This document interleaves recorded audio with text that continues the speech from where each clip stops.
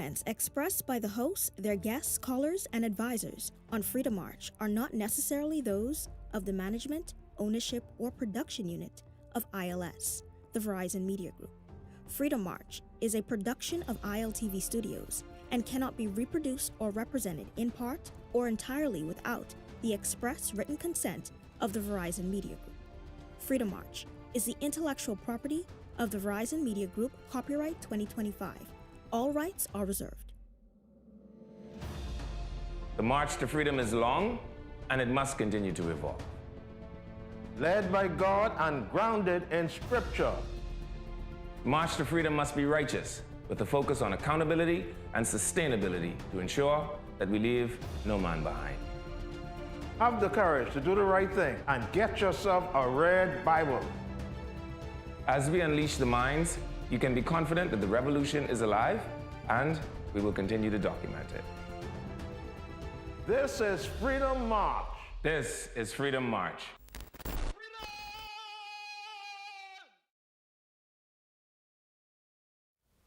Hello, happy Tuesday. Welcome to Freedom March. Thank you so much for joining us. I'm Leland Miller. You're listening to us on channel 103.5, The Beat FM, channel 224, that's on cable, channel 112, that's on Flow, and of course on ILTV Studios on Facebook, where you should be following us. You should be following us. Indeed. And I want to implore you to do something a little extra today. Don't just follow Bradley. Anyone can do that. Follow the page. Click the share button. And you know just how you all like to send around videos of the dead, which I think is morbid and creepy, and I'm not really sure what is the thinking behind it? Share the link with your friends who are probably somewhere lost in social media, in the wilderness or the abyss of nothingness, and have them come over here and listen to us at Freedom March. Why? Because at least if you came to Freedom March, you know that the goal of the team here at Freedom March is to as often as possible, inform, to educate, and when we run hot, Bradley, we try to entertain you. We entertain. and so rescue your friends from the abyss of ignorance. Rescue them from the vortex of incompetence. Share the light with them. And tell them Freedom March is on the air and that they should be here. They should be here. And so we invite you to do that. Thank you so much for joining us again. Happy Tuesday. Now that all of the statements have been made, now that everything has happened, now that it's fully confirmed, now that I'm certain all of the family members are aware, now that, because I don't like these things to be breaking news. And I can tell you from having a dead daddy myself, that you'd be shocked to know sometimes how slowly information travels. Mm-hmm. And so for those of you that wondered, well, why didn't we address the things that I'm sure are by this time public knowledge, it is because just in case by chance someone somewhere had not, who should have, I thought it necessary to permit at least a full 48-hour window to pass before we spoke about any of those souls that have perished or that were lost. Mm-hmm. I mean, because I know these men personally. I do. And I quake with the thought of them no longer being here. Keith McSweeney, man. Death isn't something that bothers me at all, but I still can't wrap my mind around that. We're going to talk a little bit about these two gentlemen when we get back to more Freedom Marches on the next side of this break. Fill up a box for all $30. The new KFC Fill-Up Box, serving 6 juicy pieces of chicken, 4 buttery biscuits, crispy fries to share, and 12 premium original recipe KFC nuggets, all packed into one crave-worthy box. So dig in and do whatever the crunch you want with the KFC Fill-Up Box. Only at KFC, it's finger-licking good.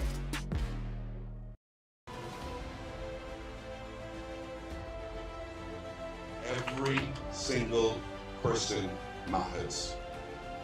Every single dream is worthy of support. Every single challenge must be confronted. There is no space for sitting small. There is no space for fear, but there is room enough for those who are brave enough to refuse the path of the least resistance, and with brave hearts cut a path for those who are counting on us.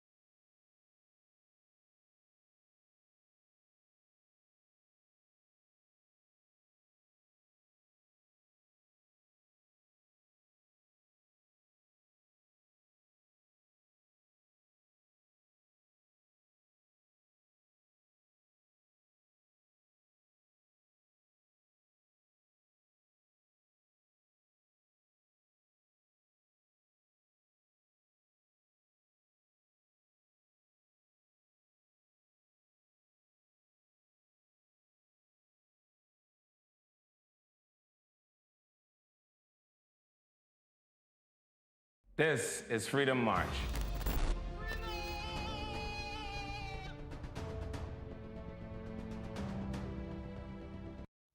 Hello, welcome back. Thank you so much for staying with us through the break. I'm Leland Miller. You're listening to us on channel 103.5 The Beat FM, channel 224 on cable, channel 112 on Flow, and of course on ILTV studios. Bradley Roll, the spiritual advisor extraordinary and plenipotentiary. He's spiritual advisor for the whole Bahamas, I'm told. It's with me, and if Bradley is here, then you know that means We got some scripture. we have Holy Scripture. Bradley, it's a Tuesday. Yeah. There's been a lot of death over this weekend. Yeah, it's been Keith sad. McSweeney, man. You know, Yeah, there are I was just shocked. some people, Bradley, that the word death and them do not latch on to each other in my mind. Do you have anybody in your mind like that? Like I don't think about Keith McSweeney and death. I feel the same way about Fidel Castro. I just don't think death and Fidel Castro in the same sentence. Yeah, because of how long he's lived and all the presidents that he survived. You say to yourself, I mean, will this man ever die? Yeah. And then, I mean, we're going to get to Holy Scripture, but I mean, you look at some people, you hear their age, and then you think about how hobbly people their age are, and you look at them and you think to yourself, that they appear to be, aging in reverse, per se. And like, that's Keith. Like Keith isn't a very young man.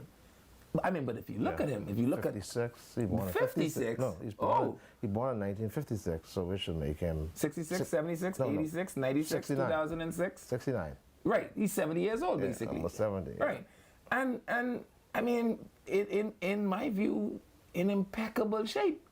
I mean, the guy doesn't even have a limp.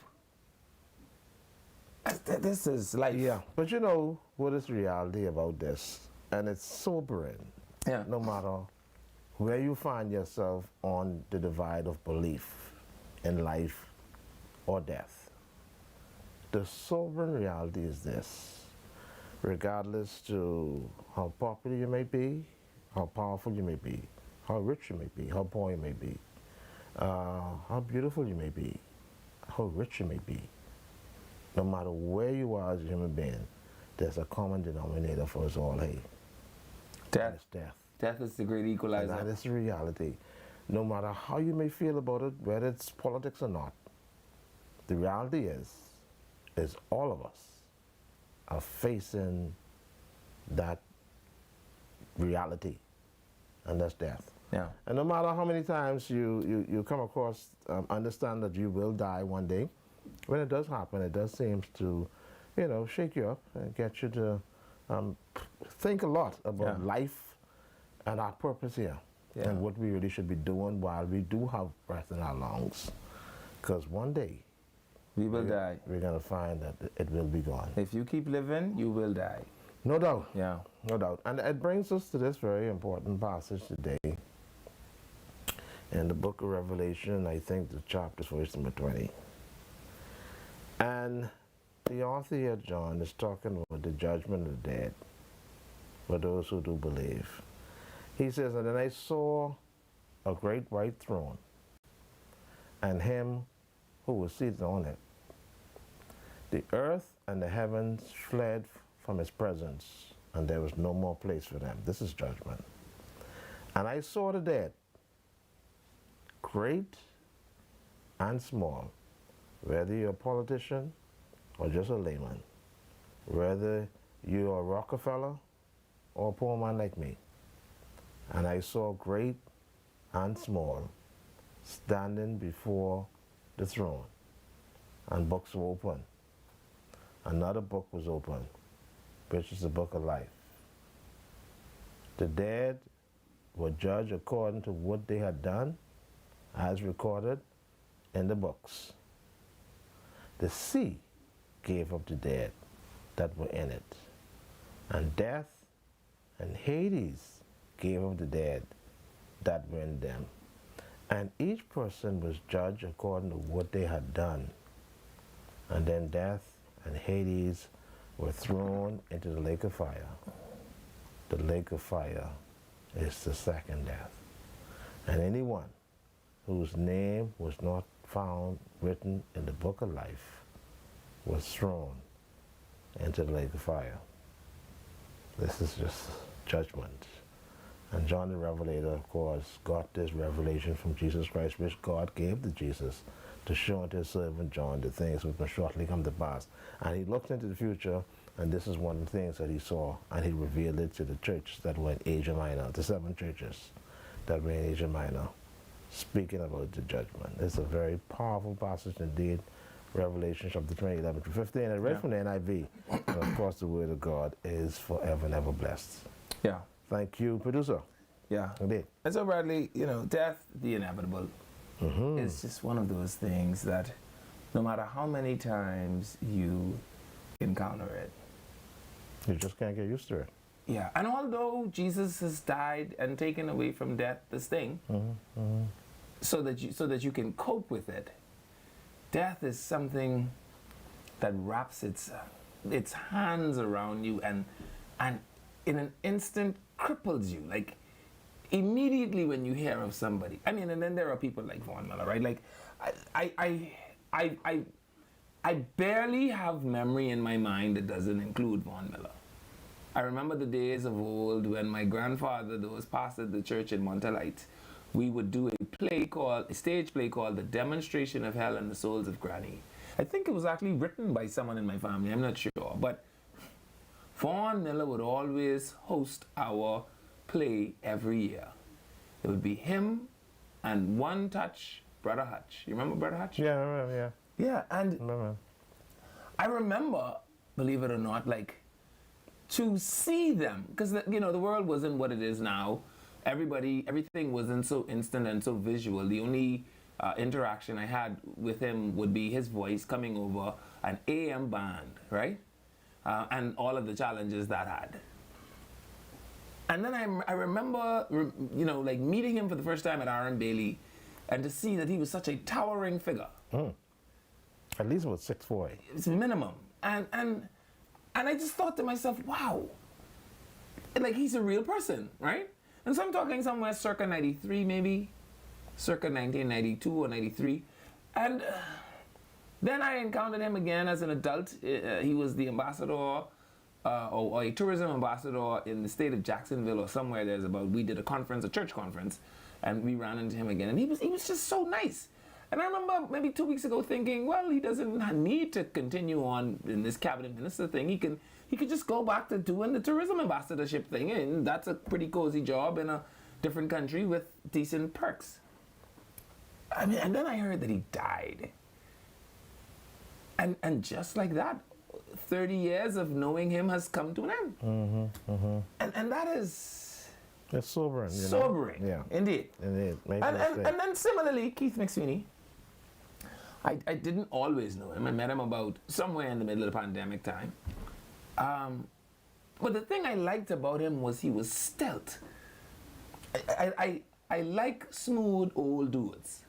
As a matter of fact, I aspire to become, because I've accomplished everything in my life that I ever thought I would. Did you know that about me?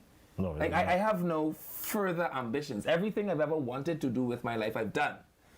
So my only other two ambitions in life, well, I think there's three of them. One, I want to live to be 80. I don't want to die before I'm 80. So that's my goal. Well, you got to ask God. Yeah. So, but it's a goal. I'm working towards it. I'm doing the things I think would take me down that pathway. Who knows? A truck might fall out of the sky. The second thing is, I want to live to be 60 with all of my front teeth so I could claim early NIB from National Insurance and go to the watering hole and smile with the young girls at the watering hole with my pension money that is not obligated to anything in my back pocket. That's the next thing in life I want to accomplish. So NIB is listening. So Yeah. Oh no, I might as well tell you, NIB, when I turn 59, I plan to stand on the line from then. So when I turn 60, Bradley, I want to just go every month to collect my early retirement pension, and I'm going to leave straight from NIB and go by the watering hole with my full front row teeth and smile at the young girls. But you don't have to go collect that, don't they? Can they deposit it to you? However they get it to me. Yeah, they send it to you. However they get it to me. That's my second life ambition. And my last life ambition is to fill a church. I do not want to die and this church empty. I want people to feel it necessary to stop, and not because it's an obligation or because your name on a list or a paper or this is a duty. No, I want you to stop what you're doing with your life and come to the church. That's my last three set of ambitions in life, right? And so I like to watch smooth old dudes. And Keith McSweeney is the apex of what a smooth old dude looks like. Full head of flowing hair, full mouth of, decent teeth, a decent goatee, a decent skin, clothes always immaculately pressed, shoes at the high buff. You know what I mean? And he got his pension money at least in his back pocket or some kind of money in there anyway. Yeah, he's 69. Yeah. And so, but I would see him, leave the spaces that I would run into him in, and then he would appear as Assistant Superintendent of Police, Mr. McSweeney. And I said to myself, wow, just watching him maneuver on the bike, watching him take control, take command, I said to myself, if I could ever be like a smooth old dude, I think Keith might be the thing I try to aspire toward. And you think these things without ever considering where the end is for them. Yeah, I mean, that's And for it to that's one of happen those things, so quickly. Yeah, abruptly, bam. I mean, my goodness. Very Snuffed few right away. times. I've had two grandmothers that have died. I've had a sister that has died. I've had a dad that has died. Death no longer bothers me. All of the people that I care about predominantly are dead. My mommy and my children maybe are left that I would feel something for if they definitely. died, right? Oh, definitely, yeah, man, definitely. But Interestingly, when I heard the news of Keith's passing, that actually touched me. It was rather People shocking. dying don't bother me. If do not call me if someone dies. I do not have what it is that you're looking for emotionally. You should take that away from me. Please, I don't have any of the warm. When you call me and tell me your daddy dead, my daddy dead too, nah, we have something in common. I don't have the emotional thing you're looking for.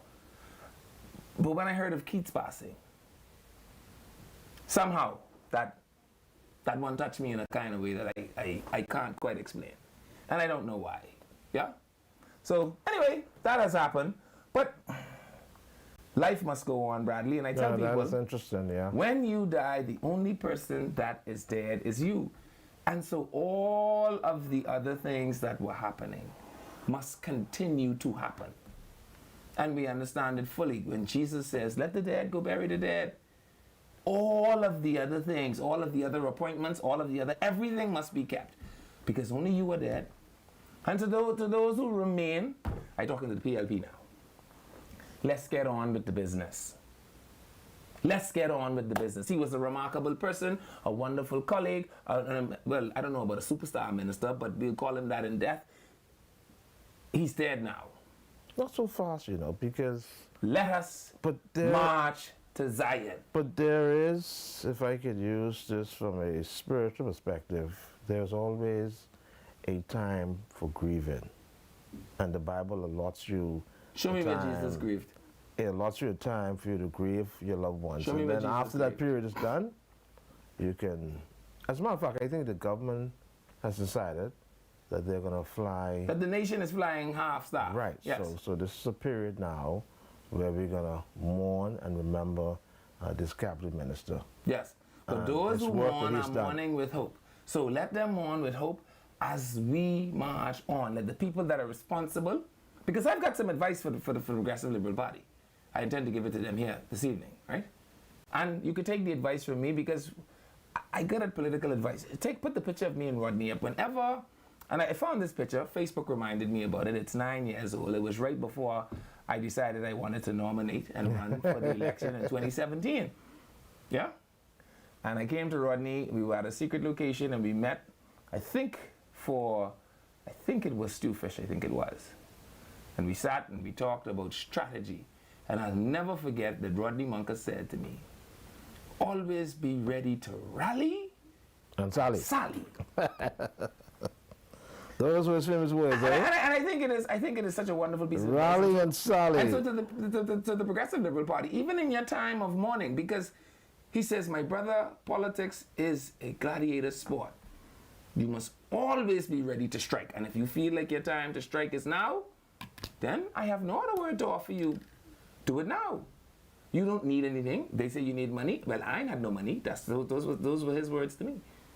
If you feel like you should go now. And so Facebook reminded me of this secret meeting that he, I, and one Mr. International, Dion Delancey, had about 8 years ago, I think it is now, or 9 years ago.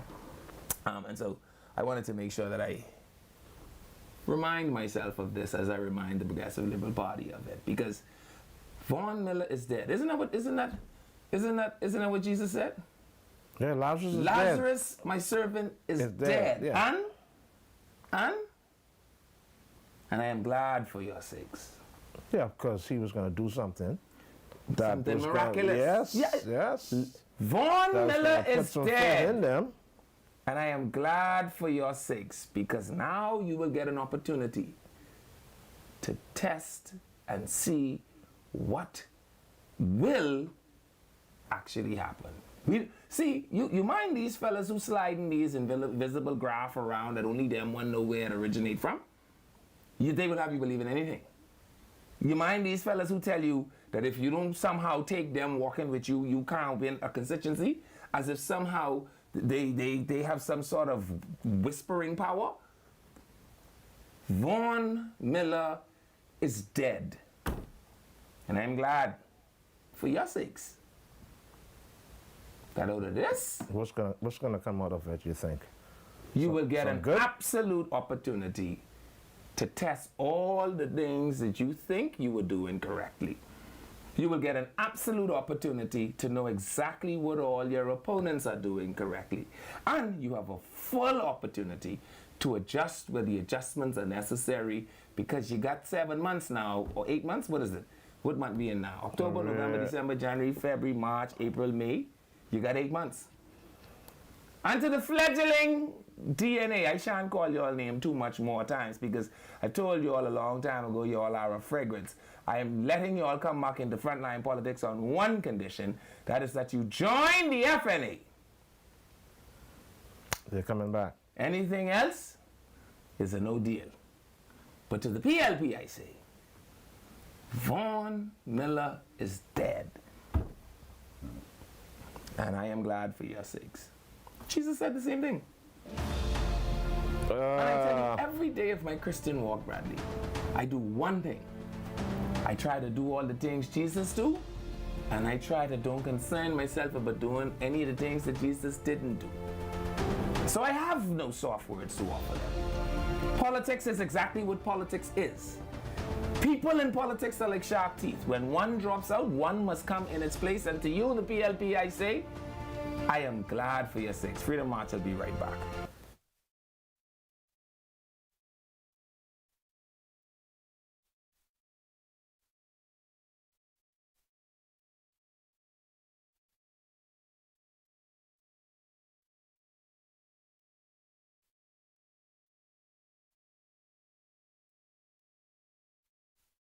This is Freedom March.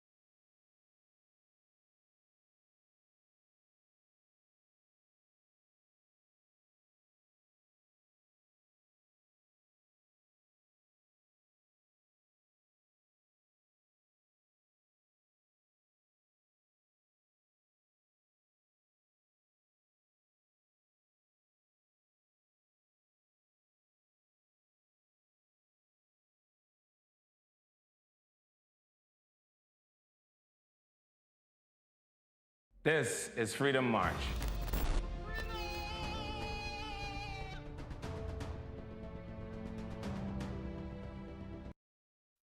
Hello, welcome back to Freedom March. Thank you so much for staying with us through the break. I'm Leland Miller. Bradley Roll is with me. Bradley, I put on my green for the DNA today because I want people to just have the horrors when they see the green, right? And to start little rumors and saying things like I come to join the DNA, but bottom ass from a plane will tell you that no such thing will ever happen. I don't suspect the DNA will go very far. The thing I think is happening is a bunch of rich fellas are getting together to see if they could somehow plan a coup. At this stage of the game, I'm wondering because I was The shocked. last time the DNA did this, the DNA got 13,000 votes, my friend. They came in at this stage of the game? Yeah, about 9 months. Really? Yes. So the nation... And Branford McCartney used that as his baton of honor for the next 10 years. Right. That he somehow unseated Hubert Ingram by taking 13,800 or 13,700 votes. Right. The BL role. BL, you ain't advised them against this. You know, BL is my wonderful neighbor. I continue to tell BL, leave the DNA alone. Do not pour effort onto the ground, okay? Come join the FNA, because that is viable.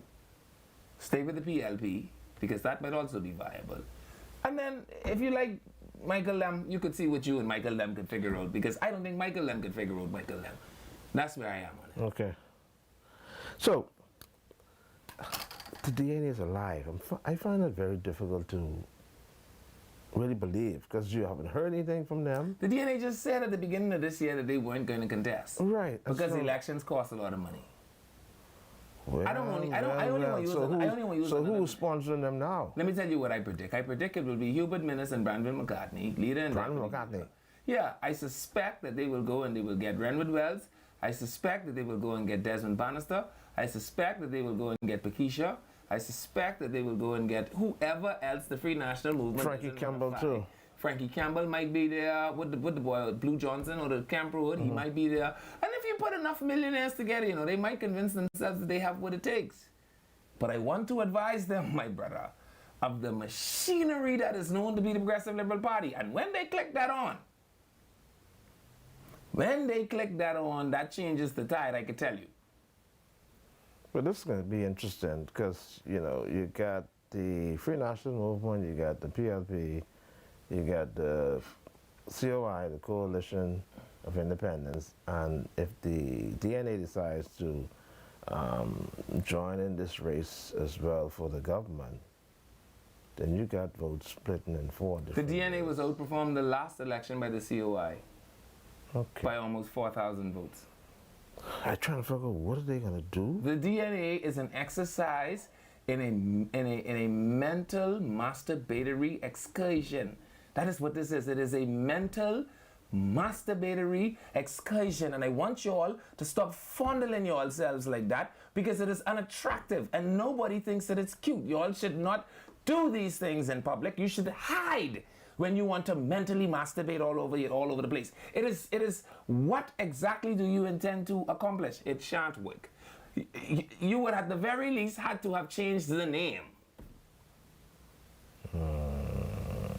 You would at the very least had to have changed the name. And then you take some of the old fellas and you say, hey, you could look among us and see a cabinet because a cabinet is in there. And you could look at the new blood and see that they will bring new insight. And here is our new name. And, Yeah. that the DNA was merged into this, right? And we're going to call it the FNA. You could get rid of the COI one time because their name ain't correct. And if you can't get your name right, and politics is about naming things and writing things and legislating things, and if you can't get your own name right, I don't understand how you expect us to trust you with anything else like giving everybody $100,000. Yeah? Fantastic. So if you merge these two things together, you could call it the FNA and stop FN playing. Yeah, it's going to be interesting. Other than that, you might as well just go be a FNM. You don't agree with me? What? I don't talk with them no more. The DNA is an exercise in a mental masturbatory excursion. But they You said tell them they're I coming said it. back. They're going to come back. Now, Yeah. it'll be interesting to see. Jesus is coming back too, and he gone 2,000 years ago. But don't forget now, 1,000 years is like a day, and a day is like 1,000 And the years. DNA ain't Jesus. So Jesus coming back, the DNA coming back. My bet is Jesus will get here first. So let's see what impact they'll have. Because None. Because the DNA will be back. If Oh, they boy. say they are, they're going to be So back. you want to know what I think about golden eyes? I'm done talking about the Golden DNA. eye. Yeah, the so- DNA is flaccid and they offer no satisfaction. I said it 5 years ago. I say it again now. The DNA is like an unerected penis in a brothel. No one near it has any value or excitement from it. It doesn't offer anyone anything. They should just stop playing with it because it's never going to get hard. The DNA is a soft idea and it's not going to turn into anything. Okay. So, producer, That's enough of my throat. Did we put a photo up of who? the member of parliament who passed away for going out? You want to see? Oh, yes. Unless you want to wait till since the 5 Tribune, o'clock. Since the Tribune don't know what he looked like. We have the picture of Vaughan Miller and ask you, but could you imagine reading the paper, Bradley, and you in the paper there? Yeah. And that was Macintosh they had in the paper. Yeah. Which I will say to Mr. Macintosh, I say, crying shame. How are you sitting in the cabinet of the Bahamas and you have been so ineffective that people don't even know people don't know your face? That is something special. Don't get me wrong. The Tribune is an accredited paper, and they have a duty to get the facts correct. Absolutely. But man, Mr. Macintosh, you got to try and make yourself unforgettable. But by the end of this term, you will be Tingham. When we see you on the road, they can say, "Oh, and that's Tingham, who used to be the Tingham for the Tingham." You could imagine that? Unless they look alike for some strange reason. To who? To those who were editing their... The two of them have glasses. What's the next commonality? Yeah. Anyway, so in the case of Golden Eyes, you want to say something, Bradley? Because I No, don't tell the PLP what to do with Golden Eyes. But we want to send official condolences to Okay, his let's wife and officially. family. Yes, Vaughan Miller and his family. I want to extend personally my condolences. He's a family friend of mine of over 30 years. And I don't think my family would have seen the successes in ministry they had without people of the likes of Vaughan Miller assisting us through ministry, right? He's always been a man of faith, as far as I am aware. He's always been a man of family, as far as I am aware. And he's always been a man that was for the greater good. And those things, collectively, in my view, made him a stellar human being. And certainly someone that people that are remain can emulate. And so, on behalf of us here at Freedom March, Yes. of course, and on behalf of, who else we give on behalf of? No, on my behalf. And on Bradley's behalf. His wife and his children. And of the whole course. ILTV family. Yeah, I indeed. think we can extend our Sincerest condolences. greatest sympathies for the passing of Vaughan Miller. Absolutely. All right? Indeed. Good stuff. Can we talk about Golden Eyes, huh? Yeah. So the dynamics of this, and folks You see how you almost run me hot? My pressure feel like it's yeah. going up. And there's some folks who would say that you're insensitive in a manner like this, but this is reality where we have a certain member of parliament who, A sitting member of the cabinet. and cabinet, Yeah. who's passed away. Right. So, when is the next sitting of the House? Because I'm I don't know, understanding. they come out of summer recess mid-October? So, I mean, okay, so let's Don't just they say. have 90 days? The seat can't be vacant for more than 90 days. Right, so I'm understanding that they probably would meet around the 8th of October. Mm-hmm. When they do meet, They will inform the speaker that he's dead. the person who's leading government business in the House would inform the Speaker of the House That that he's a dead. seat has been left vacant as a Correct. result of the death of the member of parliament for going out. And then I'm understanding that the Speaker of the House would then in turn inform the Governor General. Correct. And then I'm understanding that the Governor General then give a writ Right. to the government To have an election in advising 90 them days. to have a by-election. I believe it's a 21-day period in the advisement, and then another 60 days before they can actually have a by-election. Is it 90 days? Which is 90 days Yeah. almost in total. But now here's the thing about this, and we're discussing the politics of this, right? We're probably thinking that the government would probably call a general election no later than maybe March. May. Okay, May of next year, which is about 8 months out. And 1 month before the Prime Minister's birthday. Go ahead. And so, does it make sense to call a by-election? Or does the government decide, hey, we can just bite the bullet here and call it general Bite which election. bullet? Anybody in this cabinet is eat bullet? Y'all don't listen to Bradley. Bite the bullet and do here's the what? dynamics here, because reality is this. Don't listen to Bradley. If the government decides they will decide within the 90-day period, and if they don't decide, what happens if they don't? But based on the cabinet's, is it policy? Can I use the word policy? Or regulations? It must be called within the 90 days. That's Parliament, not cabinet. Parliament, sorry, Parliament, right, okay. So, if they call a by-election and they lose, They could say Then- that was never really our seat. well, That seat has gone back and it forth for the causes- last 25 years, eh? But with one Miller, one that seat, yeah, okay, so you That want seat has gone back F&M and PLP. Okay. Right, so. Which again tells you that But that's not... it does say something to the government if they lose the by-election. Bradley. That, hey, could the handwriting be on the wall? No, because if What- I lose what- a seat that I've never actually... See, governments are in They had problem. this. They had the seat now. I mean, it is theirs now. Yes, but So I just you showed can't say that. I just showed you that the JLP in Jamaica lost 33% of their seats, right? And maintained the government, right? And I'm trying to tell you that among them are seats that are flip-flop seats. Golden Isle happens to be one. If the government loses now, if the government had lost Western and Bimini, you could say, boy, the government might be in problem. If the government So loses if they Sullivan, lose Golden Isles, they're not in trouble. the government just needs to brand the messaging around it. So you know, If the government loses Golden Isles, you simply... They're not in trouble. No, you simply brand the message around it that says, listen, am I saying that it's the best position to be in? No. But can I tell you the travesty about winning that by-election? They will get complacent and they will start saying stupid I things. doubt that. Nah. That'll be Here a is why. feather in their hat. No, it won't If be. the government because the wins government this- will then start to say things like, I told you we were performing. We beat them in the by-election in West End, and we beat them in the by-election in Golden Isles. And you then think the they're government gonna- will sit back on their laurels, do nothing. I doubt that. Until the So they're flooding going to take comes their foot off the pedal. Yeah. Because you only, Bradley, how much time you tried? really think that now? How much times you try to get a woman you had? None at all, actually. Why? You don't need to try to get a woman that's yours. It's the same Yeah. concept. But you got to do something to keep her, though. Naturally, but you ain't got to try to get her no more because you got her. Yeah, well, Okay. But they're going to try. The reality is this: they're going to have to call a by-election. That seat has been I left agree. vacant. We agree. So technically, it's not theirs anymore. Agreed. Now you want to hear what So I now would you do? got to try and go and get it. You got to go and get it You want to now. hear what I would do if I were Prime Minister? I would call the election. I would do the same thing, though. I would call it for the 90th. I'll just call a general election. No. Boom. You don't hear me say that.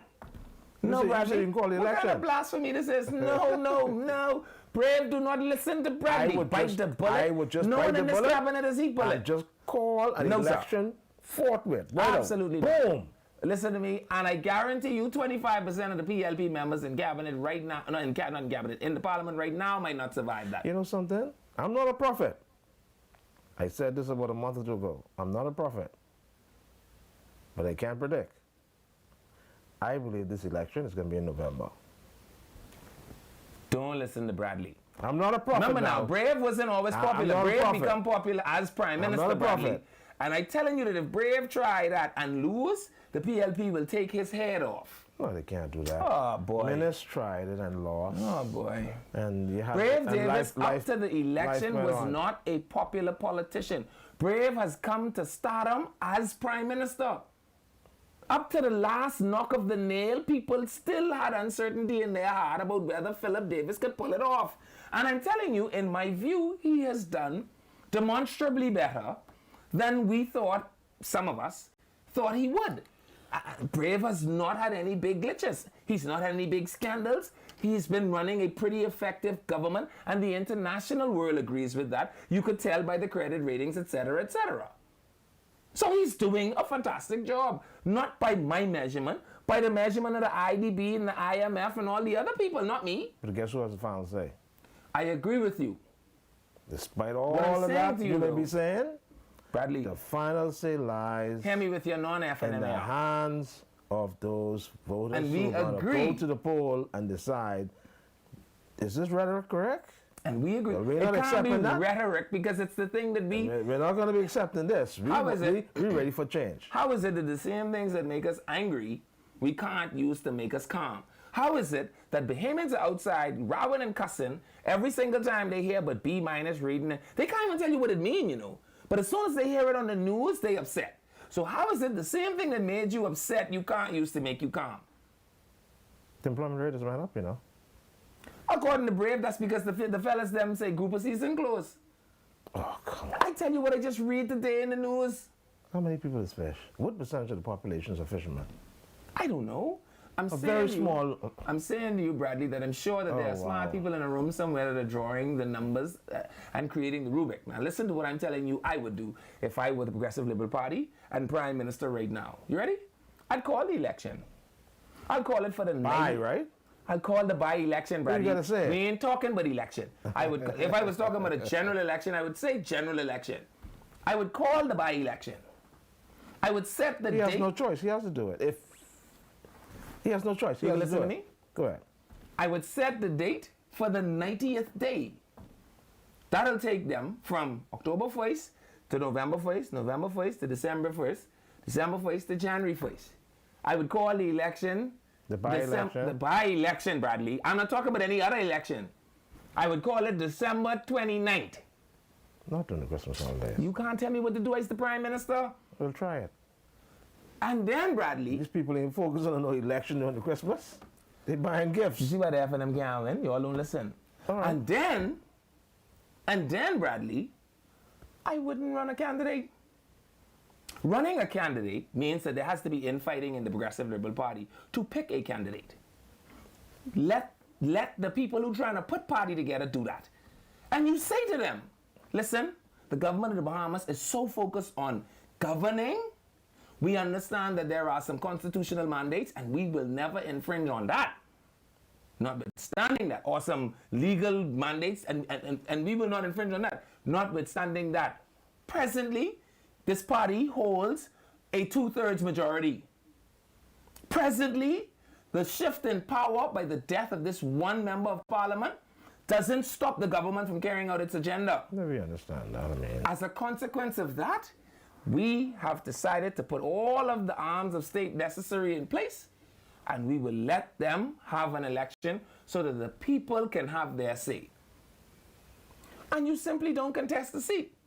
And that way you keep unity in your party because they ain't got to kill one another, right? Because if you run 10 people who say they want golden aisle seat, you saw the bloodshed we had for the seat in West End. The PLP doesn't need to go through that. You let the F&M them kill up one another and see if they can stop the Wayne Sands from nominating in a non-contested election. Because they won't be able to stop it. so you're telling them they shouldn't contest gold now. Do not contest it. Yeah, allow the F&M to win it. Let the F&M, the COI, the DNA? the DNA, the FNA, and anybody else who feel like they got something to offer, go run. And let the PLP focus on governance. And watch this. This the trick shot. See this the you know that? Used to watch Batman. Was uppercut? Used to watch Batman. Yeah, and Robin Neiman. Remember the voice hit to get from Batman was the wham. You remember that? Yeah. Okay. You can get any one of them. Pow. Yeah, You can get a pow, a bop, a but boop. uppercut. When you get the wham. You're out. Okay. So the wham will be they will go into the new year $1 million poorer because they just run an election. And all three of them will have to prove why they should be the government. And in the meantime, the government could busy itself governing and not be caught up in this one seat 8 months out from an election. I can tell you they're not listening to that. Oh boy. They are not taking any chances. Run the risk of running a candidate and they lose. They want it all. Okay. If you run a candidate and he loses, my friend, now you come in from behind in the race. That is a worse position to be in. Rather than just do what Hubert Ingham say. Let them go fighting their little league down there. One of them coming in the parliament will do nothing more than give you some. See, Bradley, you got to use your whole mind on this. Whoever win that, you simply pick them off. Simple. Because anyone who wins this seat will automatically assume it means a cabinet position. Because a cabinet minister was holding on to it. You see, you all put the boy named Kingsley Smith. West End, Germany. Yeah, he come in as, what is he, Paul Sack? But that's because we had to give him something, because Obi was a cabinet minister, and you can't say you had a cabinet minister in the seat and you turn around and don't make the fellow win the seat or nothing. So we end up with the same problem in Golden Isles. Right, that boy, they're gonna contest that seat. Which means you can't put it. The only They're gonna thing, contest that. Make no mistake about that. Bradley, the only thing other than not contesting the seat that would make sense is sending Michael Alcides to go get it. PLP is this free. You ain't gotta pay me for this one. Well, you know what is interesting? Boy, DNA. that changed the dynamics. Watch this. Because if Michael Alcides goes back, He just came back to get his seat. He can win it. Yeah, he can win it. He just sent, matter of fact, he can go right back and he see him old office. He can win it. Just send Michael to go get the seat if you contest it. But what do you say now to the people in St. Barnabas that was already galvanizing behind it? Well, so the reality is the PLP is going to look at this, and what you said just now makes much more sense than what you were saying prior to that. PLP have one of two options. You send see Michael this list of Alcides, people. you send Michael Alcides into Golden Isles because he's probably going to get beaten St. Barnabas anyhow. And you don't need to offer him nothing because he's already in the cabinet. You give Michael Alcides a sure seat. Golden Isles. Makes much sense to me. Yes. It is what it is. And to those people who say you can't win if you don't play, imagine if you bet all your chips and lose. Remember when Ingram lose in Elizabeth? Dog was better than him. Well, I always told Michael Alcides that I think he should go back to Golden Isles. And I don't know. Is that the way fate has it? I don't know. What I would say to you, Bradley, It is what it is. is there are only two players in the deck of cards here for the Progressive Liberal Party. I've seen the list of names that they've floated around. I'm trying to find that for you. None of those people in my mind are an automatic front runner. None. I don't care how nice their bed is. They are just not automatic front runners in my view. So that leaves you with one of two things. Let these little parties disassemble one another.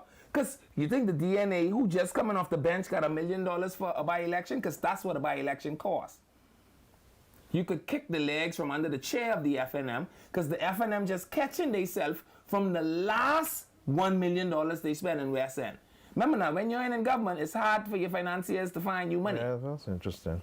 So you kick the leg off the chairs. Unless they have plenty of money. Nobody like to give money to a loser. Yeah. Nobody gives money to a loser. You don't so throw it you away. kick the legs from under the chairs. What you do is you let the COI, who else? Who all are down there? The FNA could be down there. No FNA could be down there, man. You know that. How you could tell us what to do? It's the DNA. Listen to this foolishness. How you can tell me what The to do? DNA, the COI, You see the FNM. See how your Negroes go? The DNA ain't say a blip in 4 years. But you ready with DNA. I've been singing the FNA this whole time. Oh, ye of little faith. You watch. And when I run down there as leader of the FNA and win, I want you to know something. PLP is, I'm not open for negotiation. Listen, this by-election is going to be a true test for the PLP. If things are really the way you say it is, you're going to have to win this by-election. Bradley, I don't even know why the PLP would Because I busy can themselves. guarantee you, if the PLP loses this by-election, King Nebuchadnezzar, the handwriting is on the wall. And I'm saying to you, Bradley, right? I don't understand why would they even stress themselves when literally they have a God-given opportunity to wipe out these small parties. These small parties can't survive no 2 elections back to back. They can't survive it. You don't know that. Okay, There's a lot of money in this country. not to throw in the air, There's a lot of money in not to this country. fritter it away. Where the COI can get enough money to compete in the election end of December and right again in May. Where the DNA can get the money from to compete in an election the end of December, and which candidate they can run. Because the best candidate they had to run is the biggest PLP in the whole country, I've been advised. You have the picture with the Prime Minister and the Deputy Prime Minister and the fella hugging them up Like he just see he two cousins for the first time after being lost out to sea for a month. So the DNA has no Golden Isles candidate because their Golden Isles candidate is a PLP now. Yeah? So who the DNA gets sent now? They're not Brownie. Somebody with a name. They'll have to go. I tell the PLP, set the election date for December 29th to set it for December 30th.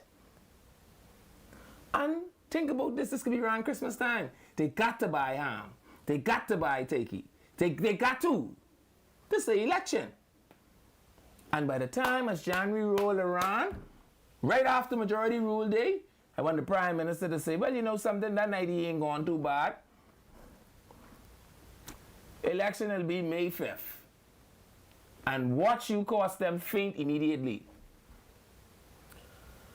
And suddenly they should faint. Because they should have just finished squabbling and infighting. They should have just finished spending $1 million. All three of them for only one of them to win. To have no power, Wayne Monroe probably wouldn't even let them get on the talking circuit in the parliament. So what you spend $1 million to do? And so to the PLP I say, listen, there's no shame in using the cards you have. You are the government, my friend. The thing you have that they do not is the power to decide when. And you use that to your advantage. Anyway, this is Freedom March. I'm leaving Miller. Don't move. We'll be right back.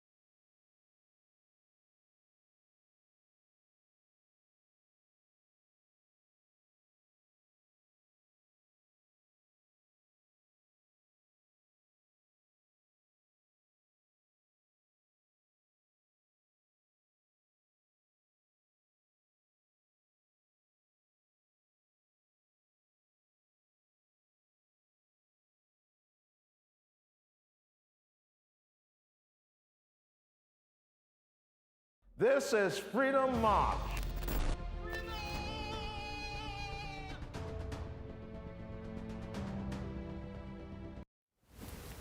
Hello, welcome back to Freedom March. Thank you so much for staying with us through the break. I'm Levan Miller. You're listening to us on 103.5 The Beat FM, Channel 224, that's cable, Channel 112, that's Flow, and of course on ILTV Studios, where you should be following us. As you can see, this isn't Bradley Road.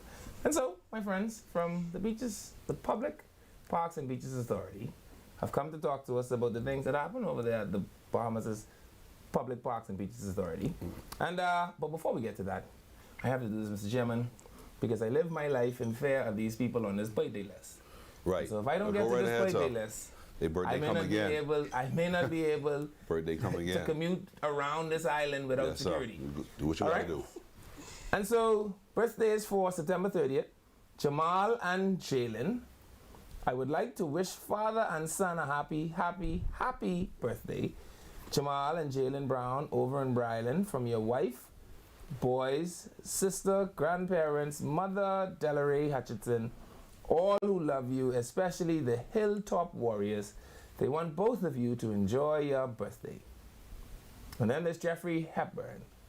Happy birthday greetings goes out to Mr. Jeffrey Hepburn Sr. from his loving wife, Nika, and the Forbes family. Happy birthday, Jeffrey. And then there's Godfrey Brown. We would just like to congratulate Mr. Godfrey Leon Brown Sr. on his recent promotion to Chief Transport Officer with the Ministry of Health and Wellness. It's all coming from his entire family and colleagues. To God be the glory. Great things he has done. Flora Ramming. Happy 86th birthday to our queen of the day, Mrs. Flora Ramming. Greetings coming in from her children, Daphne Clifford, Teresa, Denise, Drexel, and Albert. Her grands, Gary, Davi, Therese, Davinia, Drene, Driana, and Drenisha. Her in-laws, David, Bernard, and Cyan, and all the rest of her family and friends. We love you, God bless you, and enjoy your day. Terry Ann Roma. Happy birthday to Terry Ann Roma from her children, grandchildren, great-grandchildren, sisters, and brother. Miss Blossie Smith. Special happy belated birthday to the best mom, friend, and colleague from your ILTV family. We pray that this day brings you joy, happiness, and countless blessings. Today and always, happy birthday, Blossie. And Jace Nesbitt. Happy birthday, Master Jace Nesbitt. Celebrating today. Greetings comes from his parents, Hugo and Tyrese, sister Kaylin, brothers Hugo Jr. and Mackay, grandparents Deborah, Jen, and Tyrone, and numerous aunts, uncles, cousins, friends, and the saints of St. Margaret's Church family. Yeah, are we doing these condolences? And of course, condolences goes out to Mr. Keith McSweeney. I still can't believe it's Keith. This is just, oh boy. And of course, to our Member of Parliament and former Cabinet Minister, Minister Vaughan P. Miller. And that is coming from us here at Freedom March. Okay, that's enough of that. So, we're in studio. We're joined by the chairman. I didn't get a title for you. Are you like deputy chairman? No, I'm making I won't that up. take that on. Public Relations Manager. Public Relations Manager. In the Bahamas Public Parks and Beaches Authority, Mr. Mikael Barnaby is here with us, and Tanae Hannah. Miss Tanae Hannah. And they've come to talk to us about what has been going on over there at the Bahamas Public Beaches and Parks Authority. Well, so, firstly, welcome to Freedom March. Well, glad to be here. This is our third time here, I believe, third or fourth time, but this is the first time with you. Sure. And as I said to you before, I think you are doing a wonderful job here. And we're just delighted to be here. You have a broad audience, and so we decided to bring a lot of information to the public through our media run. We went to a couple media houses today, and today we could say we saved the best for last. I was about to tell you them other fellas ain't got the kind of listenership we got over here. Right. Next time, don't waste your time. Just come here Right. and let me tell the people, and then we can let the people that is listening to Freedom March gossip it to the other people. That's the best way to do it. But we also want to piggyback. I saw that you showed respect to my colleague, Sure. Minister Vaughn Miller. It came to a shock to all of us when we lost him. He was not only a giant of a man physically, but also a giant of a man in the way that he displayed forgiveness and how he conducted himself carrying out his work in the House of Assembly. He did a yeoman's job in teaching us the principles of how one should conduct themselves in public life. And so I just want to express condolences to his family on behalf of Mount Moriah as well. Yeah, such a tragic, time, I guess. And Mr. McSweeney as well. Yeah. Yes. Yeah, who's a businessman extraordinaire who's helped so many families when they were in need. And so, it just teaches us the fragility of life. Yes. But we are here today, and I'm here with my colleague, Tanae Hanna, who's a public relations officer at Parks and Beaches. And our focus today is the Moby Mat, amongst other things. Obviously, we're going to go into different areas. But primarily, we're here to let the public know about the Moby Mat, which is also like a mobile mat that allows members of the public who have limited mobility issues to be able to walk on the beach, use a fancy word, traverse the beach, Indeed. if you like. And so those members of the public who may be dealing with leg issues, walk with a cane, who are blind, and not just that, mothers who may want to put strollers, elderly people with walkers. And this has been something that we've been looking at for quite some time. It goes to exactly what the Prime Minister has spoken to from, not directly, but from the speech from the throne to the Governor General when we talk about beach access. And so not only did we work on the Moby Mat, but we also formulated an opinion by a very qualified Bahamian who would have provided all of the markings, the legal markings for identifying access points, beach access point, public beach access points. And we would have submitted that to the Office of the Attorney General. We're just waiting on their opinion. Okay. So in expansion of that, we said, okay, we've identified the public spaces. How do we get members of the public to enjoy it even more? I think my colleague can speak to some of that as well. Sure, tell us a little bit about that. So we realized due to the onset of the COVID pandemic that Bahamians begin to hyper-focus on their green spaces, their neighborhood parks, the public beaches, and we just wanted to create innovative ways for them to enjoy the beaches. And the Moby Mat is all about accessibility. Sure. The visually impaired, that's a big factor for me because I have a friend who is blind. So just to make that possible is a big deal. And we actually had the opening about 2 weeks ago We sure did. on Goodman's Bay Beach. And although that is our first point, we focused on Goodman's Bay Beach, and that's where we had the opening. We have Moby Mats coming to Montague Beach. We have Moby Mats coming to Long Wharf and Sanders Beach. And we also are expanding to the Family Islands. Sure. So the thing that first comes to my mind is sustainability. I mean, I think you are now the fourth chairman of the Third. third chairman. Third. And from chairman to chairman, the authority takes on the personality, it appears, of the chairman, and things appear to have more meaning with one chairman than the other chairman. So we know we've gone through the phase of the lifeguards, we've gone through, the phases of the roadside vendor allowances, etc., and we've watched the evolution of the Public Beaches and Parks Authority. How then are we ensuring sustainability? Because that is paramount. Well, I love that question. That's why I'm just smiling. You put a smile on my face. One of the best questions I got today. And I'll expand on that a little bit more to give context to the efficiency part of it. It's just, and it may sound as a term that is banted around a lot, but it's just good governance that's going to bring efficiency to the system. But what we would have done is we looked at the name in and of itself, the Bahamas Public Parks and Beaches Authority, and then we also looked at the mandate within the Act, and we governed ourselves accordingly. And so each chairman has an agenda which may be set by the cabinet, and obviously the board will have its opinion on certain things as well. And so one of the things we looked at is how do we build out the authority?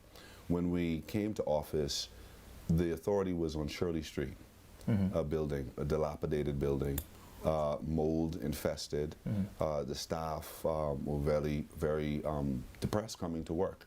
At least 2 to 3 days out of the week, we would have to shut down around 12 or 1 o'clock in the day, losing work hours. The toilets would back up. The electricity would shut off on us. And the board said that this is not something that we want to continue in. And so that's first and foremost, the staff. And then we looked at so much of the inefficiencies. We looked at departments. We looked at global standards. So for instance, we created the first, because there's so many firsts, the first ever events department at Parks and Beaches. So you could come in and you can apply for a permit. That's not really an event that's being spearheaded by Public Parks and Beaches. I think, Ms. Hannah, you can speak to some of the events that we would have had at Parks and Beaches.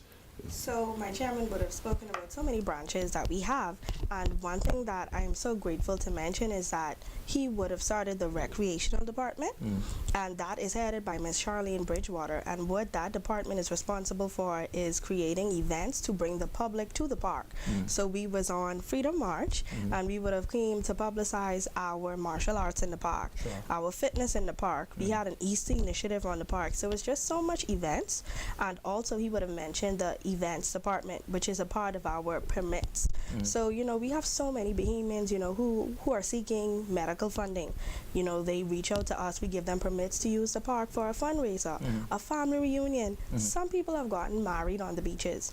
So we make it accessible to the public. Customer service. And we looked at that as well. And then I always watch what is happening from the pronouncements from the hierarchy. And so one of the things I looked at is seeing exactly the emphasis that has been placed on Family Island development. So we are the Bahamas Public Parks and Beaches Authority. We have no offices on any of the Family Islands in which to conduct work. So the first thing you have to do is establish the department. And so one of the things I did was pass a resolution to create a new department called the Family Island Division. That division will allow us to work and liaise with island administrators and governors on various family islands, and also work with the members of parliament on that island, because there's something that we call equity amongst colleagues. It's not equitable for some colleagues to be able to have funding allowed to them in terms of through their constituencies being able to get some renovation work done, and other colleagues on the family island is not actually enjoying that as well. And so you should have equity. So to the point of the sustainability, you may know because of where you sit or through recollection that there was once a time where, you know, at some point the government decided that it wanted to have better beach maintenance, etc. People that take those roadways that are along the beach side often say, to me anyway, that, you know, the beaches aren't as immaculately kept as they once were. But we all know that have seen it, that there was once a time that that standard existed. Again, from chairman to chairman, there are different line items of importance. Not that everything isn't important, but each chairman, I've realized, kind of carves out a niche, and that's natural. The disabled community, though, isn't one of those niches that you can carve out only for a tenure. And we know this because we've actually dedicated a devoted law to it. There is the Disability Act, and just from my personal understanding of the act and from my personal experiences engaged in public spaces, I guess for me and for the people that are listening, I'm trying to figure out how do we nail this down so as to ensure that the disabled community is factored, not just while it's hot and sexy. Because everything functions when it's hot and sexy, right? But then there comes a point where it's just routine now. How are we making sure that the Moby mats are being maintained properly? How are we making sure that there's sufficient cleanliness? How do we ensure that we have the sustainable budget to switch them out in times that, because the inability to do that may actually translate into the acceptance of liability, and I just wondered if the... Well, we always take a look at the knock-on effect. So for instance, I'll give you an example, McKinney Park, as it relates to the renovation work conducted on that particular bathroom. The question then must arise, once you would have renovated that restroom, at what other hours it's going to be open? Sure. Because you have a lot of restrooms that are closed. Sure. And if you're going to open it at a particular time, it means you have to hire someone. That's a knock-on effect. Someone's. Yeah, individuals, right? And so you need bathroom attendants. And then after you renovate the restroom and you hire the bathroom attendant, you're also going to need someone there to ensure that the bathroom isn't vandalized. Yeah. So you're going to need a park warden and a beach warden. Right. And so all of this goes to the cost of doing business, Sure. as you know, and you're going directly to that. And so as it relates to the Moby Mat, yeah, I agree with you. There are trends. You used the word sexy, but there are trends. Sure. And the fact of the matter is, when we decided to do this, there's another term, the meat and potatoes. You know, I prefer that. This is the meat and potatoes of our administration, inclusivity. It's about ensuring that as best we can, nobody gets left behind. Sure. And that is the mindset in which we do it. As it relates to managing the authority, we're all there but for a time. And the agendas change. Sure. And priorities shift. So, but as it relates to where we are now, the maintenance of the mat, we selected the mat because it's very low maintenance. Okay. And I'll invite you out there one day. I also want to invite members of the public to come and see our new facilities as well, and do a walkthrough, take a look at the new vehicles, look at the new machines, so people can actually, your viewership can see and almost feel what we're doing at the authority. So we intend to maintain it. There's going to be hiring for every mat. There's going to be 2 or 3 hires of young individuals, obviously, to keep the salary in line, to maintain the mat. But we believe that it's money well spent. Sure. Yeah. Sure. So everything in governance, I always say, has to go hand in glove, right?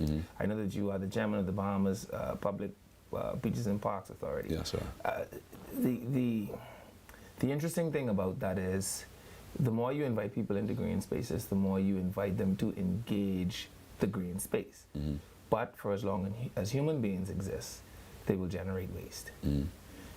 Is the Public Beaches and Parks, or Parks and Beaches Authority, taking into consideration the generation, the uptick in the generation of waste? I'm talking about both human waste and refuse, because again, just from my knowledge of engaging public spaces, we always factor in how will we get the people here. How will we get Muhammad to the mountain, right? And that's wonderful. Once Muhammad gets here, though, Muhammad is going to have some needs. And again, the legislation exists.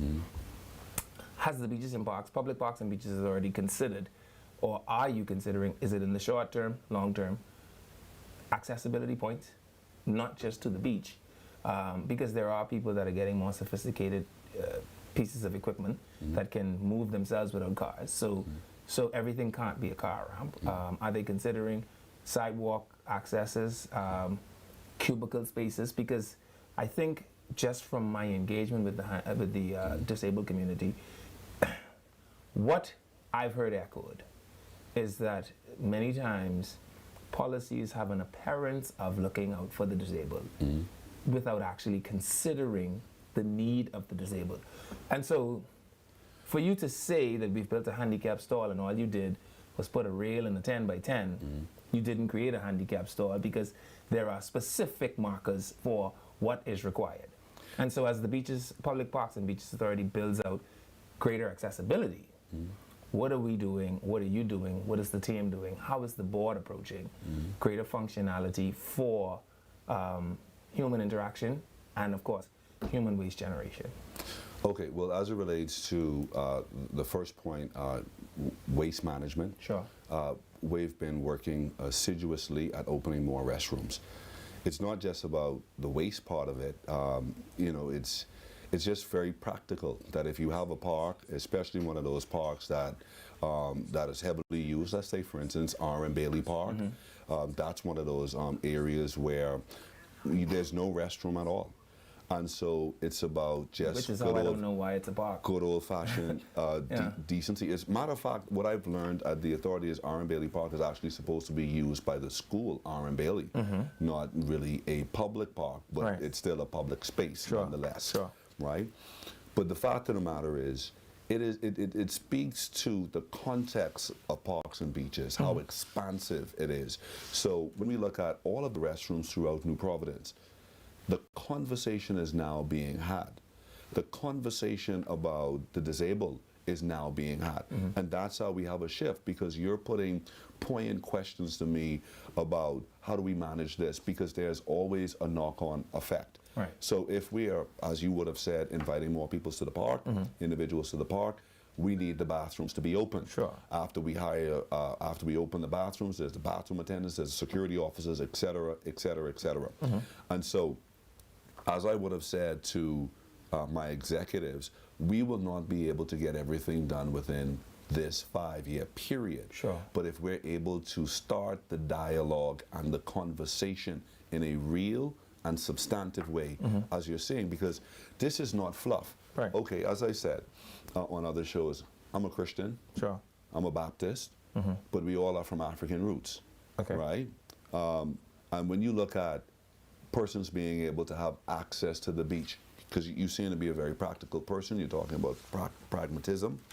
There are individuals who come to the beach and their family members have to be lifted out of the car. Right, right. Or they have to be left there. Out the wheelchair, can't push you there, because we want to get to the healing properties of the ocean. Sure. And we believe in that, right? And so this is real, not something that is a powder puff initiative where you put up a tent and is not real. We actually have persons organically, because that's where the truth comes in, what the public is saying about you, not what you're saying about yourself. Public relations is what we're saying, but the organic video tells you exactly how the public feels about us. And that's what we're seeing. We're seeing people say, man, I want more of these mats. And you're asking us a management question, and that's something that we're prepared to do. We took the Moby mat up during the storm. We're going to put it back down. We discuss how many hires we're going to have, and it also means then that there's going to be an uptick someplace else to maintain that, because every time there is a request, there is a plea for the government to do something, there is a cost that associated with that. Right. So, okay, the Moby mats are beaches, predominantly for beach access. Okay. But there are people who, and I see that you've actually talked about mothers with strollers, etc. When you consider the schizophrenic nature of weather and that sort of stuff, are we more inclined to run a system, right? Forgive me, I'm military from my previous life. I love systems because you don't need to manage a system. Systems manage themselves. You just put people in them. Is the Moby mat going to be a more system managed item, or is this something where it is a case by case? What do I mean? Are we running the Moby mat Sunday to Sunday, 7 a.m. to 7 p.m. because we understand that we can build a strategy around that system versus we just put the Moby mat out. The one thing that I cringe about is lack of consistency or sporadic operations, because you have to consider people's frustration. Imagine I live, I don't know, Seabreeze. I come to go to Goodman's Bay. I apologize. I don't ever personally think about the beach, but I imagine someone would do this, right? I get here, and what do you know? Today is the day that the chairman just said we're taking up the mats because the breeze was doing 10 knots. Not that 10 knots would damage the mat, but in his effort to save his investment or even his tenure and its reputation, he thinks this is the best decision to make. Are we going to systemically run it so that there is a bit of... Let me say this. The mat is going to be there 24 hours a day, 7 days of the week. Okay. We also listen to the port advisory as well as persons going out boating. Yeah. And so we take our messaging from them as well. And so the staff is going to be there for a particular period of time. Hold on, we got to go to the break. And I think that would have covered... We'll be back everything. after the break, yeah. Right. This is Freedom March.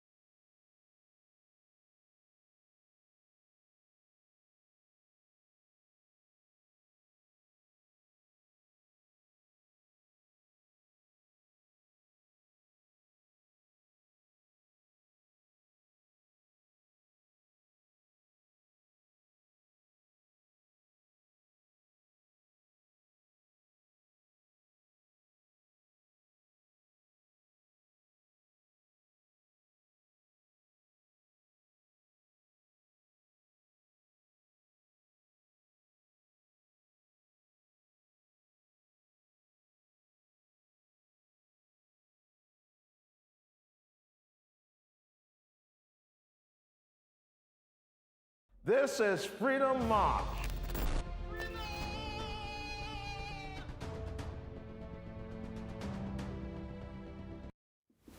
Hello, thank you so much for staying with us through the break. I'm Levin Miller. Again, we're on channel 103.5 The Beat FM, channel 224, that's cable, channel 112, that's Flow. And of course, ILTV Studios on Facebook, where you should be following me. Yeah, don't just follow it, click share. Share it the way you share all of that other stuff. Because I know you know where to find me, but your friends may not know where to find me. So rescue them from the abyss of incompetence that exists and tell them come over here to Freedom March, where at least we trying as best we can to inform, to educate, and sometimes when they run me hot, it's entertaining. Tanya's on the line? Let's go to Tanya. Hello, Tanya. Good afternoon, Mr. Millen. Good afternoon, spiritual advisor. It's your girl Tanya coming to you live from Shop Smart Department Store.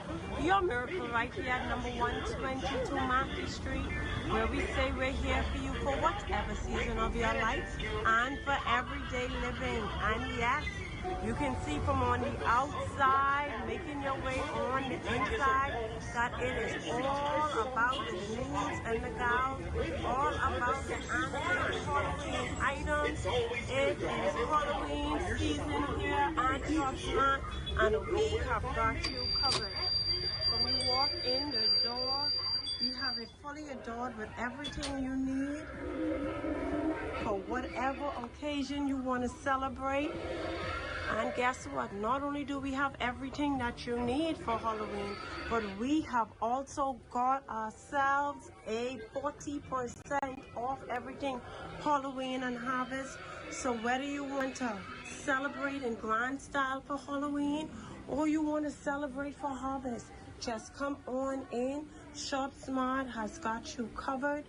Shop Smart is open Monday to Saturday from 9 a.m. until 6 p.m. for your shopping convenience. But if you can't get into the store, you can just send us a WhatsApp on our WhatsApp line. That number is 813-4397. That is 813-4397. Or give us a call. Our numbers here at the store, 698-1051 or 698-1052. Somebody is always standing by to assist you. And you know, we always remind you to shop early, to shop often, and to shop smart. Thank you so much, Tanya. You heard it. Don't forget to go to the place through the corner where Shop Smart is, because they have all the things you need. Tell them I sent you. I'm not really sure what that'll do. But don't forget to shop early, to shop often, and to shop smart. I have an announcement. The people that I gave the phone cards out to, they activating them today, all right? So you all, let not your heart be troubled, neither let it be afraid. If you believe, all right? Welcome back. I'm here with the chairman of the Bahamas Public Beaches and Parks Authority, and of course, Miss Tanae Hanna. Yeah. Tanae Hanna, who is the public relations expert, I'm told. Yeah? Yes, that's Yeah. manager. Manager is more humbling for me. Okay. Public relations manager over at the Bahamas Public and Beaches Authority. We've talked about beaches, we've talked about handicapped people. The handicap, and I don't want to call them handicapped because that's not the correct term. The disabled community, they matter to me. And again, I don't know anybody particularly personally that is disabled, but I've had an opportunity to engage and interact with them. Mr. Ellis and they from the Disabled Association, and hearing their plight makes me want to fight for the plight. That's a good campaign slogan.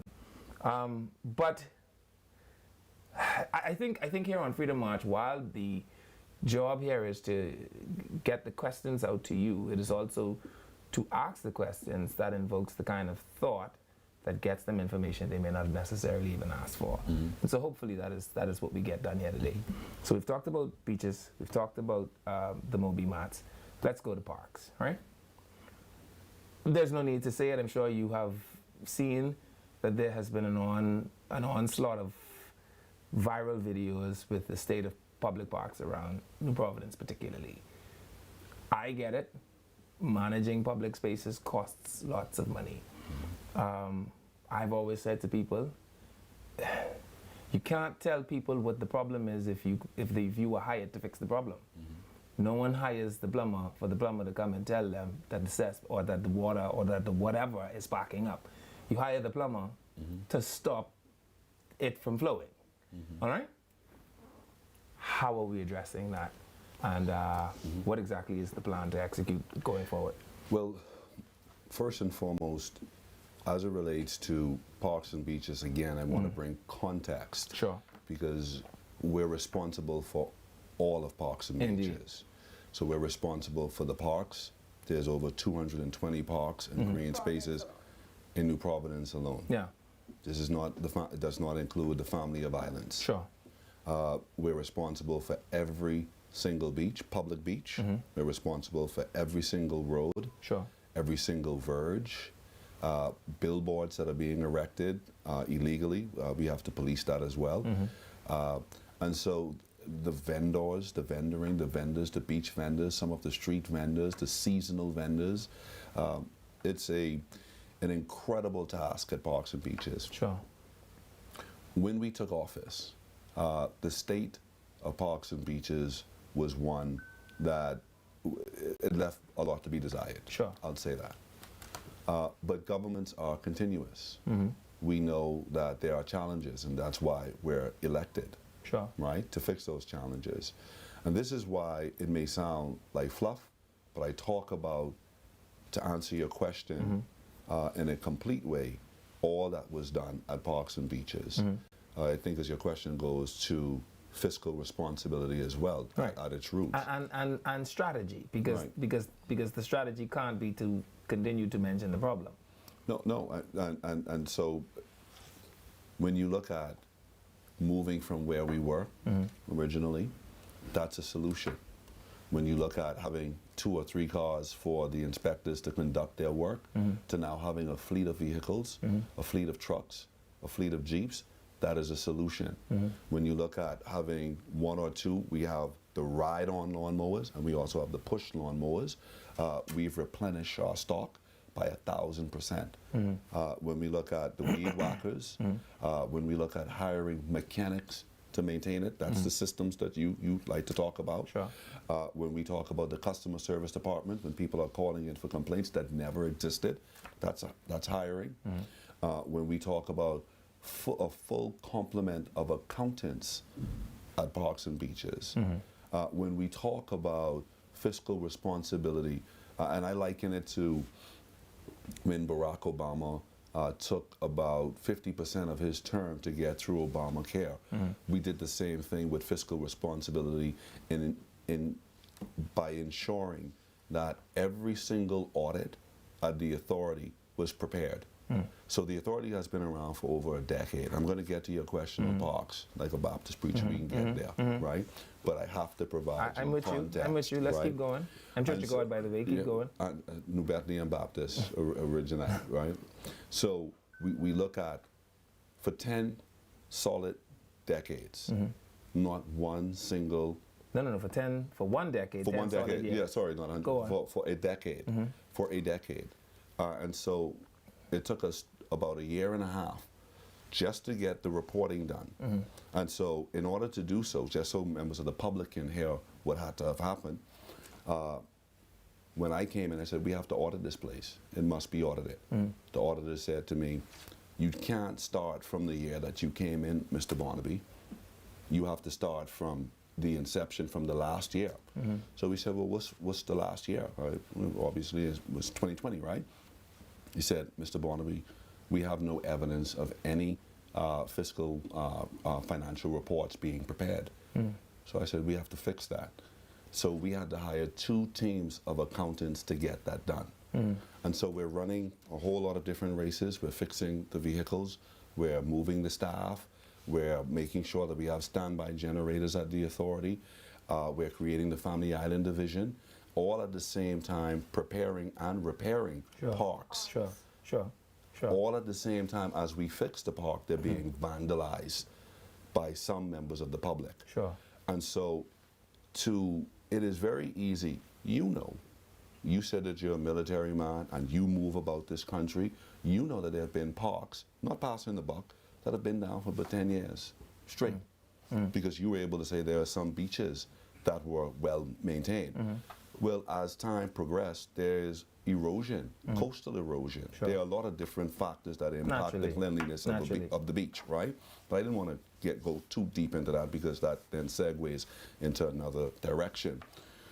But when we look at and then you look at, as I said, in a very practical way, I go to these parks too, and you go to some of these parks 10 years straight. During during COVID, because if I say this, they're going to say, well, Barnaby's passing the buck. But during COVID, at a time when persons were being remunerated, would have been the perfect time for repair, because these parks didn't broke down overnight. Right. This isn't 1 year or 2 years or 3 years or 4 years. Right.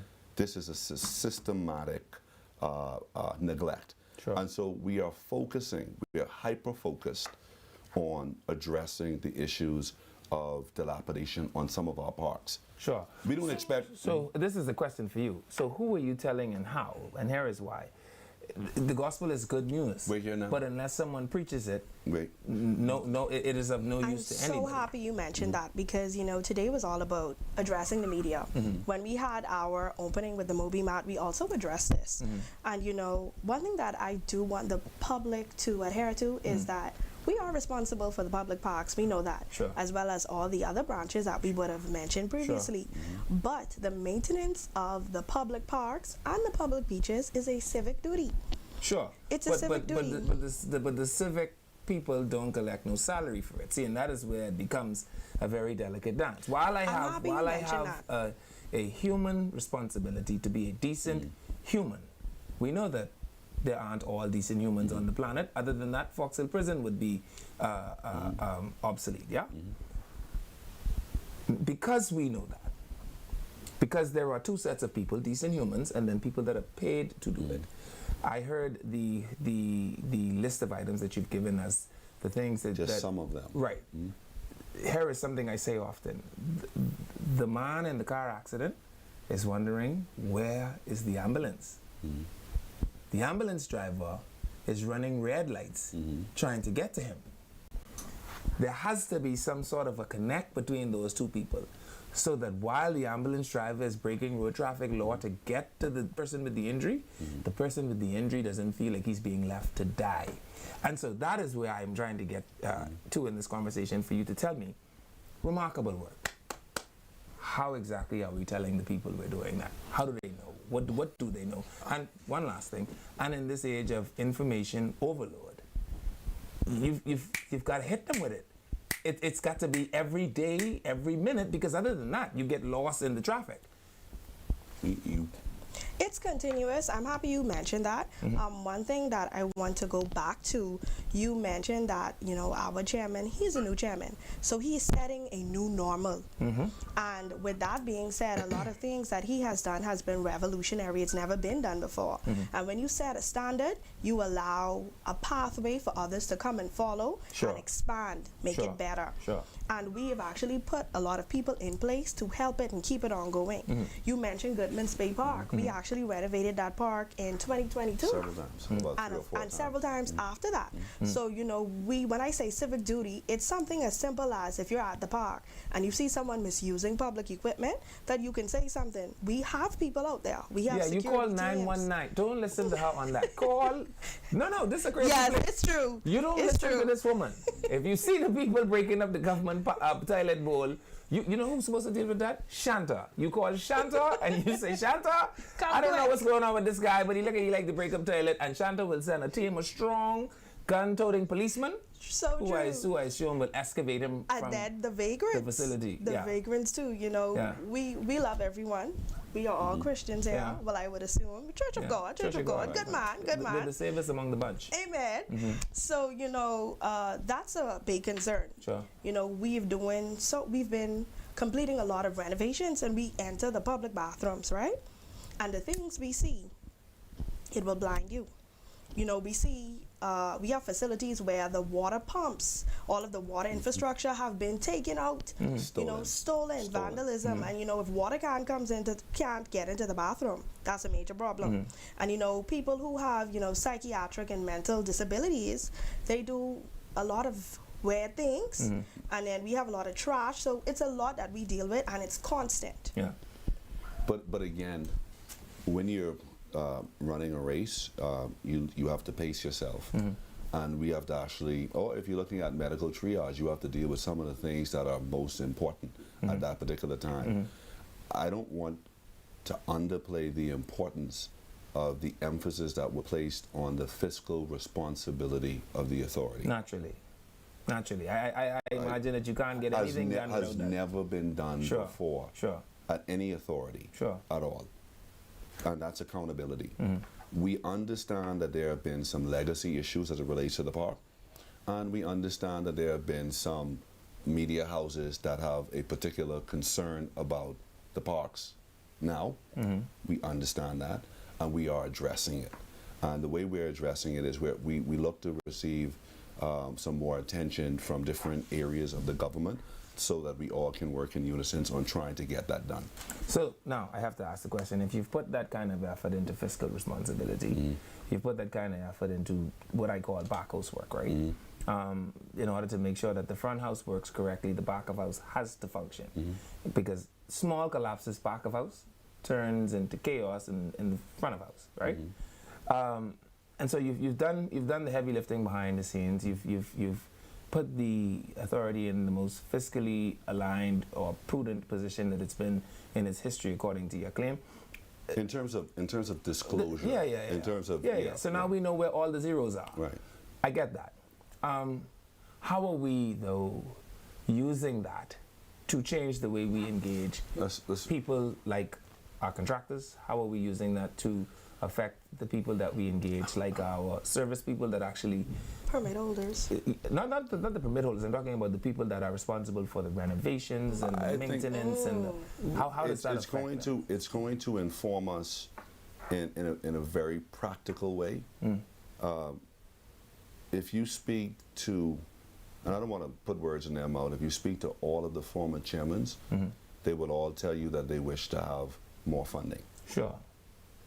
The fact of the matter is, the authority is responsible for cleaning of New Providence. I understand that. But no, it sounds it isn't lost on me. It is a mammoth task. So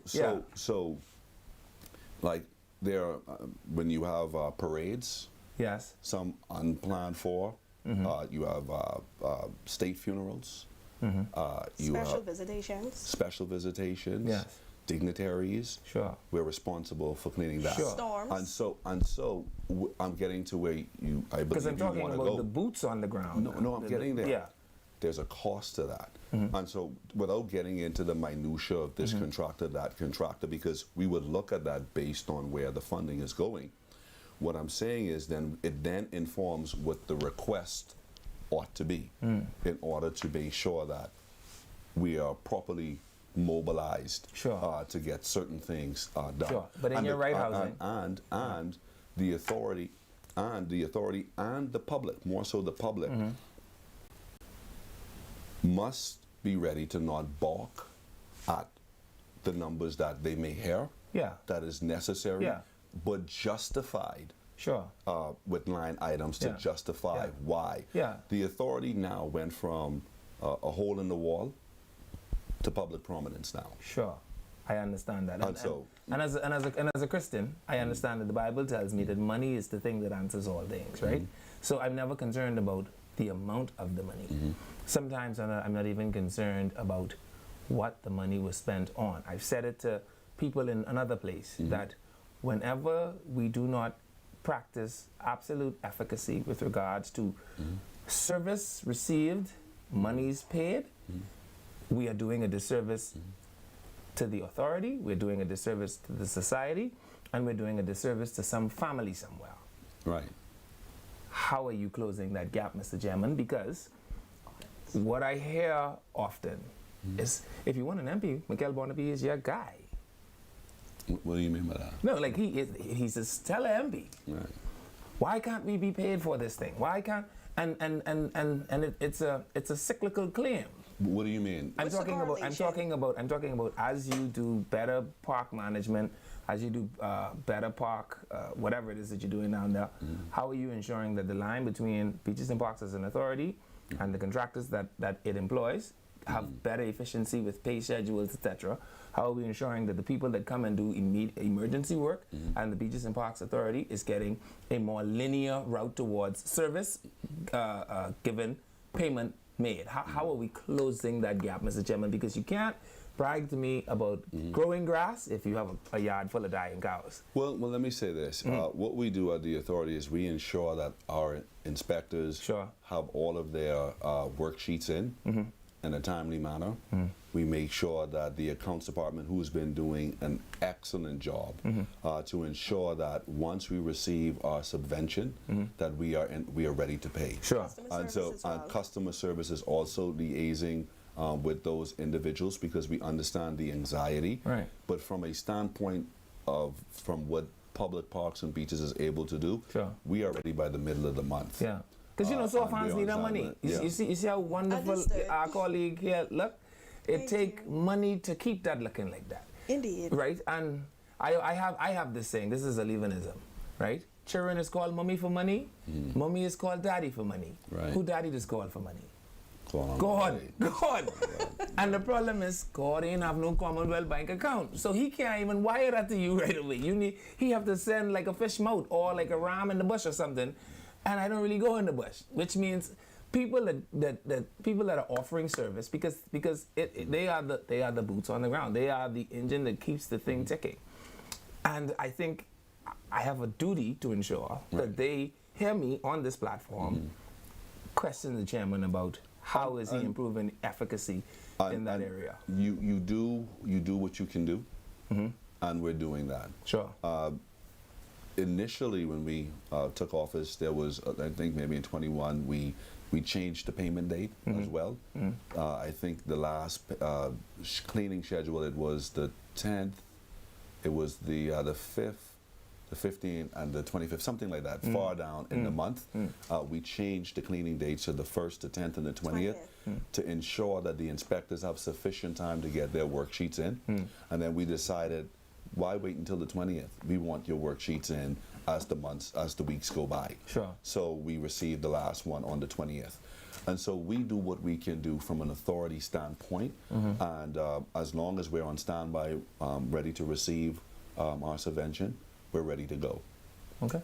Yeah. So, Madam, I want to put this title in place now. Madam Marketing Genius, what is the plan going forward to somehow get there to be a better understanding between the authority as an institution and the general public? Joe Public won't always read it in a wonderful press statement. Joe Public won't always, and they only really just use these cell phones for two things: gossip and porn, right? That's all everybody using their cell phone for these days. So you have to figure out how to make it gossipy enough for them to want to share it.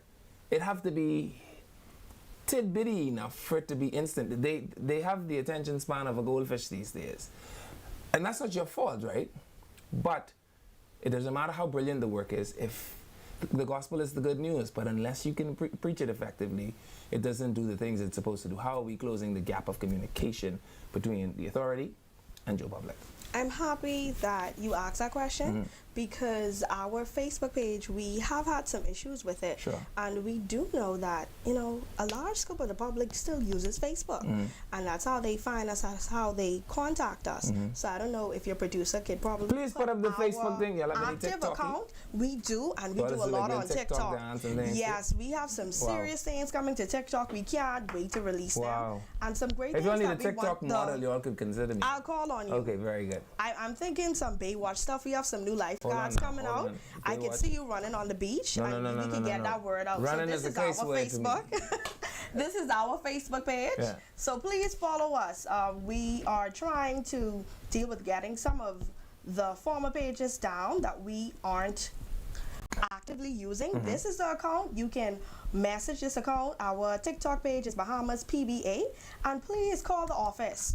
The office line is 604-3750. Once again, it's 3750. If you have questions, concerns, interested in having an event, interested in applying for a roadside permit, we are here. We are ready to answer all of your concerns. Okay. Yes. Chairman, you got about 35 seconds. What do you final words? Well, I won't push out an open door. I think my colleague did a really good job in wrapping up. But we want the public to take into consideration the full context of parks and beaches. I think we have been doing a good job in terms of getting the message out. Can we do better? Yeah. As the issues arise, we need to pivot. Because the topical thing now is park repair, so we need to jump on that, and that's why when we spoke at the Moby Mat opening, I said that we would have a fulsome conversation. I think this is a beginning of that conversation. I think it needs to be a continued conversation, and I think if we take a step back and look at all of the improvements, and like I said, we'll invite members of the media to come to the authority so you can actually look, feel, and see the difference of parks and beaches. And this is not just something that I am doing as a chairman, but it's the full board, it's the executives, it's the managing director, the senior director, the managers, the line staff, the janitress. We're all working assiduously to ensure that the public get to enjoy their green spaces, verges, etc., etc., etc. All right, you've heard from them, the chairman of the Bahamas Public Parks, and Public Beaches Authority. The jingle means we owe the time, though I owe the show. So this is Freedom March. I'm Leaving Miller, and we'll see you right back here tomorrow.